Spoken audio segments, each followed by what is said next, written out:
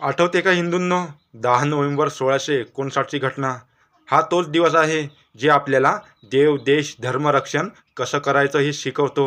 याच दिवशी आपले आराध्य छत्रपती श्री शिवाजी महाराज यांनी स्वराज्यावर चाल करून आलेला आणि हिंदू संस्कृती संपवण्याची भावना ठेवणारा 32 दाताचा बोकड उभा फाडला होता, ज्याचं नाव होतं अफजल खान. हा तोच अफजल्य आहे ज्याने छत्रपती शिवाजी महाराजांचे मोठे बंधू यांची निर्मम हत्या केली होती. हा तोच अफजल्य आहे ज्याने आमची आई तुळजाभवानीची मूर्त फोडली होती. हा तोच अफजल्य आहे ज्याने आमच्या पंढरीच्या विठ्ठलाच्या मूर्तीवर घाव टाकला होता. हा तोच अफजल्य आहे ज्याने तुळजापुराच्या मंदिरामध्ये आमची आराध्य असलेली गौमातेची हत्या केली होती.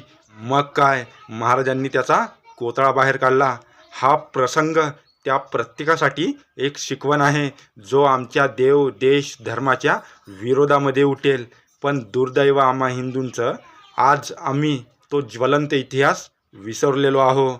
आज रोज आमच्या देवी देवतांची विटंबना केली जाते. आज रोज आमच्या हिंदू संस्कृतीची खिल्ली उडवली जाते. आज रोज आमच्या कित्येक बहिणींना लव जिहादमध्ये फसवलं जातं.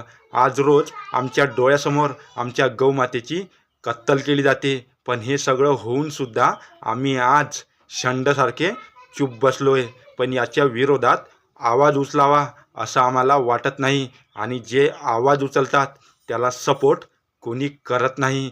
माफ करा महाराज, तुम्ही हे जे हिंदवी स्वराज्य आम्हाला आयतं उभं करून दिलं, ते मात्र टिकवण्यात आम्ही असमर्थ आहो असं वाटत आहे.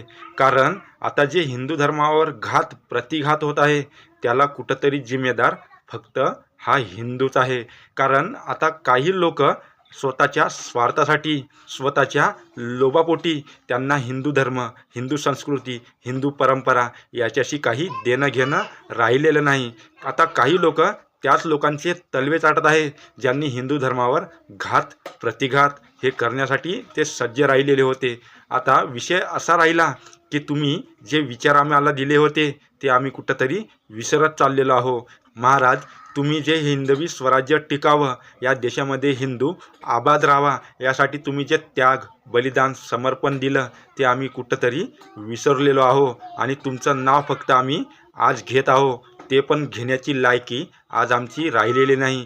कारण आम्ही फक्त तुमचं नाव घेतो, पण तुमचे विचार मात्र नाही. माफी असावी महाराज. भविष्यामध्ये या देशामध्ये हिंदू टिकेल की नाही याची गॅरंटी मी तर घेणार नाही. कारण तुम्ही जे शिकवण मला दिली ते शिकवण मी दुसऱ्यांपर्यंत पोचत आहो, आणि हिंदू धर्मासाठी आवाज उचलवण्याचा एक